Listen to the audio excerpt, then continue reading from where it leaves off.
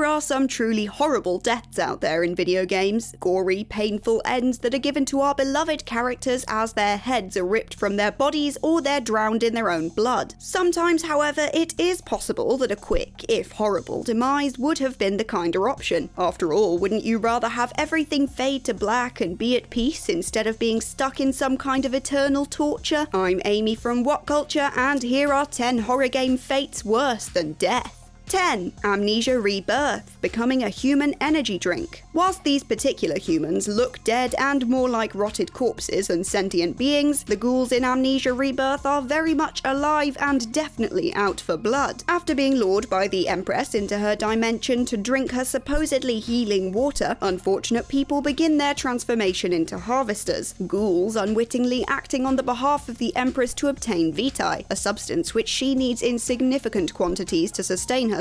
They're rotted, zombie-like figures who hunt and torture regular humans in order to obtain the vitae. Our protagonist sees pretty much all her mates either be killed by or become these monsters, and they're consistently her most immediate enemy throughout the story. This fate sucks because you have to suffer through a confusing and seemingly unstoppable transformation, and then spend the rest of your existence as a subhuman predator, serving the very villain who is to blame for making you this way in the first place. Devoid of humanity, you could kill friends or family and remorselessly torture them. Even before you've been fully transformed, the fear and the ongoing process of change can cause you to do things you never thought you would, beginning your loss of humanity long before you're far gone enough not to feel bad about it. 9. Splatterhouse, The Mask Lives On. Inspired by the much-loved slasher movie genre, 2010 Splatterhouse is a reboot of the 1988 original that continues to pay homage to much-loved 80s horror. After donning a cursed mask in order to save himself and his girlfriend from certain death, protagonist Rick finds himself battling a whole host of twisted enemies, collecting blood from the defeated in order to unlock moves and special attacks, and occasionally being able to use your own ripped-off limbs as weapons. The player hacks and slashes their way through endless enemies, with Rick's eventual goal obviously being the salvation of him and his girlfriend, and stopping the malicious Dr. West from seeing through his terribly thought-out evil plot. It's really gotta suck that regardless of how things play out, there really isn't any winning. The end of the game sees his girlfriend Jennifer become possessed by a vengeful spirit. Despite everything he's done, Rick is unable to keep her safe. And then comes the real kicker. The evil mask he put on to complete his mission, he can't take it off. It's fused to him, stuck to his skin, and destined to stay a part of him forever. A reminder of his failure. Also, I can't imagine any future job interviews going particularly well with a goofy mask plastered to his mug. 8. We Happy Few, being terminally joyful. In a dystopian alternate history England, the town of Wellington Wells has developed its own way of coping with life following the loss of the Battle of Britain, and the things they had to do in order to secure safety from the Germans in their humble island hamlet. Residents are all hooked on a drug called joy, which manipulates how they view their environment so they aren't constantly reminded of the war-torn state and the fragility of everything. With the use of joy being held as a high priority and being strictly enforced, Wellington Wells is pretty much a surveillance state, with a big police violence problem. Essentially, you can take your happy drugs, or you can get cast out and die, be complicit in your own incapacitation, or rebel and have your life ripped away. And what kind of choice is that? It's a constant fight for survival, playing as any one of the 3 protagonists, each with their own abilities, limitations, and complex pasts. Being trapped in a police state where even the water wants to subdue you into complacency must wear you down, with each passing day becoming harder to endure and resist giving in to the sweet psychedelic relief of joy. 7. Outlast, stuck in Mount Massive Asylum. With every little thing in the game being so genuinely horrific, it's a bit hard to pick just one fate that's worse than death, so we've gone a little rogue with this one. Walrider, the malevolent collection of nanites that has been absolutely eviscerating patients and staff alike inside the asylum, is revealed to be controlled by a patient named Billy Hope. Given the information that its existence was brought about by dream therapy being conducted on highly traumatized patients, we can assume that for Walrider to be so powerful and active, then its controller, Billy, must be in a constant dream state, and he's not having very nice dreams. In life, Billy would have been subject to the cruel treatment and experiments we learned were commonplace at the asylum. Now, in a comatose state, he is still riddled with nightmares induced by the trauma that put him there in the first place. Never mind the millions of layers of horror the asylum assumedly added to it. If that doesn't do it for you, you can pretty much look at any of the other patients you encounter encounter throughout the game and be confident they're not living their best life. Under constant threat from War Rider, other patients, and even just the wrecked conditions they exist in, nobody is a winner in this game. 6. Bendy and the Ink Machine. Bendy Hell Forever. When retired animator Henry Stein receives a letter from a previous colleague of his, Joey, inviting him to their old animation studio, he sees absolutely no reason to be suspicious and goes right ahead. Even after entering the long-abandoned studio and finding a defunct ink machine and a tape recording detailing how Joey got really into the occult, he still decides it's a fair idea to just spark up that bad boy. As soon as he successfully gets this machine booted up, however, he is attacked by what appears to be a demonic version of the old studio mascot, Bendy. From there, it's all downhill. What follows is Henry's deeper descent into the inky madness, encountering a number of evil adversaries along the way, as well as inky versions of fellow previous studio employees. The real kicker comes at the end, when Henry seems to have traversed the worst of it and reached the end of his nightmare, only to get dropped back right at the start of it all. It seems there isn't an escape. Despite his trials and tribulations, he's placed back at the start to repeat it all seemingly forever, living in a loop in inky hell.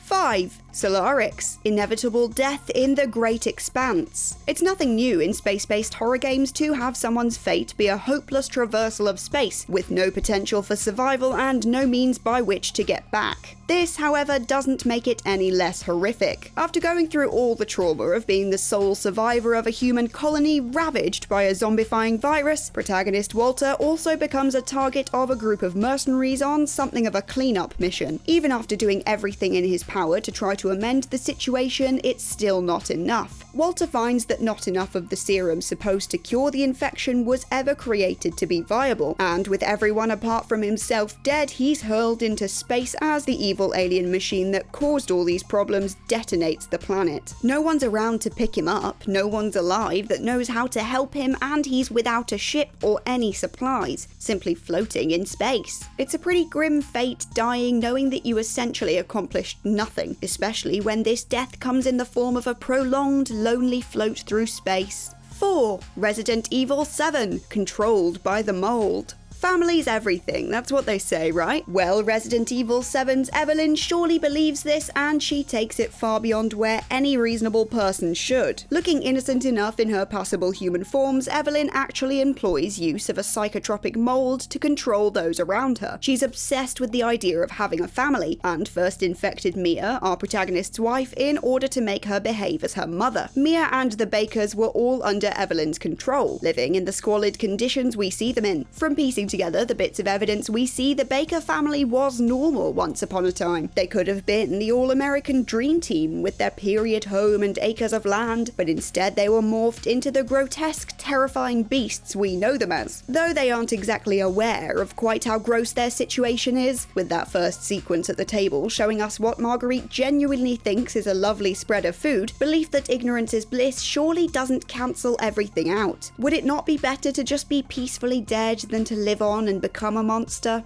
3. Dante's Inferno. Demonic Francesco. Admittedly, it is pretty hard to feel bad for someone who looks as horrific and demonic as Francesco. This guy didn't have it great in life, and when you assume he'll receive the ultimate peace in death, he was instead placed in the 7th circle of hell, the circle of violence. As a living bloke, he really thought he was fighting for what was right, honouring God's name. He confronted Dante over his sins and missteps, rallied to spare the lives of the slaves Dante slaughtered, and even took the fall for Dante's crime, which led to his death. Now deformed into a twisted demon, his back impaled with swords, you can understand why he's a bit upset at Dante and doesn't understand why God has forsaken him. It's definitely a raw deal to be doomed to eternity in the most violent circle of hell, perpetually cursing your best friend for causing your death and questioning your faith and morality for it seems to have failed you. The guy really did do his best, it's just that his best friend then slept with his sister and caused him to get hung, and having to dwell on that for eternity whilst having a bunch of knives stuck in your spine isn't gonna be fun. 2. Unforgiving, a northern hymn, being one with nature. After a car accident leaves Lynn and her brother Lucas stranded in the woods, the two quickly realise that they're at risk from more than just exposure and wild animals. One of the most monstrous forms occupying the woods takes being one with nature to a whole new level, with trees bearing miserable human features and voices. Assumedly, each of these tree people were long ago bitten by the Huldra, the naked woman who really isn't a woman but rather a horrible monster, who bit Lynn's arm. Slowly and painfully, this bite causes your body to become consumed by roots, eventually cementing you to the spot whilst you complete your transformation to your woodland form. These tree spirits are evidently conscious and lucid enough to count as alive, as when you have to set fire to one in order to fit through a narrow passage, it begs you not to. It makes it all the worse that this particular tree is shaped like a mother holding a baby, complete with the infant's wails as you, like the evil person you are, douse it in gasoline and spark it up.